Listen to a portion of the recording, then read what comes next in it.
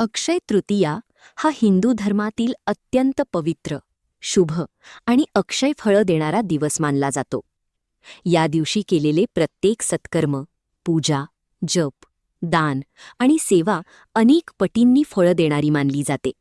म्हणूनच या दिवसाला विशेष महत्त्व दिले जाते.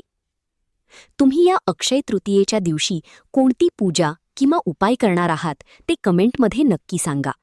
आणि हा व्हिडिओ शेवटपर्यंत नक्की पहा, कारण आज आपण जाणून घेणार आहोत संपूर्ण पूजाविधी, पितरांसाठी विशेष तर्पण विधी आणि धन, आरोग्य, व्यवसाय तसेच घरातील सुखसमृद्धीसाठी काही अत्यंत प्रभावी उपाय. सर्वप्रथम सकाळी ब्रह्ममुहूर्तावर किंवा शक्य तितक्या लवकर उठावे. स्नान करून स्वच्छ, शुभ आणि शक्यतो पिवळ्या, लाल किंवा पांढऱ्या रंगाचे वस्त्र परिधान करावे. या दिवशी मन, वाणी आणि शरीर शुद्ध ठेवणे खूप महत्त्वाचे मानले जाते.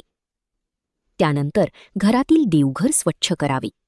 पूजा करण्यासाठी एक स्वच्छ जागा निवडावी आणि त्या ठिकाणी लाल किंवा पिवळे वस्त्र अंथरावे. त्या वस्त्रावर भगवान विष्णू आणि माता लक्ष्मीची मूर्ती किंवा फोटो स्थापित करावा. आता पूजाविधी सुरू करावी. सर्वप्रथम तांब्याचा किंवा पितळीचा कलश घ्यावा. त्यात स्वच्छ पाणी भरावे. शक्य असल्यास थोडे गंगाजल त्यात मिसळावे. त्यामध्ये अक्षता, सुपारी, हळदीचा तुकडा आणि एक नाणे टाकावे. कलशावर आंब्याची पाने ठेवून त्यावर नारळ ठेवावा. यानंतर भगवान विष्णू आणि माता लक्ष्मीला हळद, कुंकू, अक्षता, फुले आणि हार अर्पण करावे. तुपाचा दिवा लावावा आणि अगरबत्ती प्रज्वलित करावी. दिवा लावताना आपल्या घरात सुख, शांती आणि समृद्धी यावी अशी प्रार्थना करावी. या दिवशी विष्णू सहस्रनाम, श्रीसूक्त, कनकधारा स्तोत्र किंवा लक्ष्मी मंत्राचा जप अत्यंत शुभ मानला जातो. शक्य असल्यास किमान 11 वेळा श्री मंत्राचा जप करावा. या दिवशी कुंकुमार्चन करणे विशेष फलदायी मानले जाते. माता लक्ष्मीच्या चरणी श्रद्धेने कुंकू अर्पण करावे आणि 11 किंवा 21 वेळा ओम श्रीं महालक्ष्मये नमः मंत्र म्हणावा. कुंकुमार्चनामुळे माता लक्ष्मीची कृपा प्राप्त होते आणि घरातील धनसंपत्ती वाढते असे मानले जाते. आता पितरांसाठी विशेष तर्पण विधी जाणून घेऊया. अक्षय तृतीयेला पितरांचे तर्पण केल्याने 7 पिढ्यांतील पूर्वजांना शांती मिळते असे मानले जाते.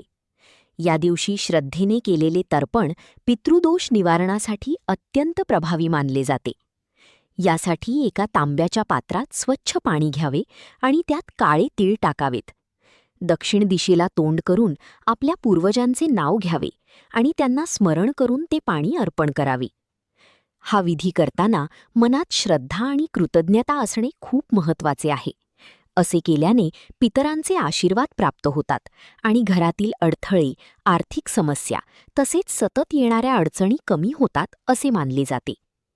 धनप्राप्तीसाठी माता लक्ष्मीसमोर 11 कमळगट्टे अर्पण करावेत आणि कनकधारा स्तोत्राचे पठण करावे. हा उपाय विशेषतः आर्थिक प्रगती आणि धनलाभासाठी प्रभावी मानला जातो. व्यवसायात वृद्धी हवी असल्यास व्यवसायाच्या ठिकाणी महालक्ष्मी यंत्र किंवा कुबेर यंत्र स्थापित करावे. अक्षय तृतीयेच्या दिवशी त्याची विधीपूर्वक पूजा करावी. यामुळे व्यापारात प्रगती, नवीन संधी आणि आर्थिक वाढ होते असे मानले जाते. आरोग्यासाठी या दिवशी भगवान धन्वंतरीची पूजा करावी. गरजूंना औषधे, फळे किंवा अन्नदान करावे. या दिवशी केलेले दान शरीर आणि मनाच्या आरोग्यासाठी शुभ मानले जाते. घरातील नकारात्मकता दूर करण्यासाठी मुख्य दरवाजावर स्वस्तिक काढावी आणि संध्याकाळी तुपाचा दिवा लावावा. हा दिवा घरात सकारात्मक ऊर्जा आणि शांतता निर्माण करतो असे मानले जाते. या दिवशी सत्य बोलावे, नामस्मरण करावे, दानधर्म करावा आणि मोठ्यांचा आशीर्वाद घ्यावा. तसेच कोणाशीही भांडण करू नये, कोणाचा अपमान करू नये, मांसाहार आणि मद्यपान टाळावे. लक्षात ठेवा, अक्षय तृतीया हा केवळ धनप्राप्तीचा दिवस नाही. हा आपल्या विचारांना, कर्मांना आणि जीवनाला शुद्ध, पवित्र आणि अक्षय बनवण्याचा दिवस आहे. या दिवशी श्रद्धेने केलेली अगदी छोटी सेवा देखील भविष्यात मोठे फळ देऊ शकते. जर हा व्हिडिओ तुम्हाला उपयुक्त वाटला असेल तर व्हिडिओला लाईक करा, आपल्या कुटुंबीय आणि मित्रांसोबत नक्की शेअर करा आणि अशाच आध्यात्मिक व उपयुक्त माहितीसाठी चॅनलला सबस्क्राईब करायला विसरू नका.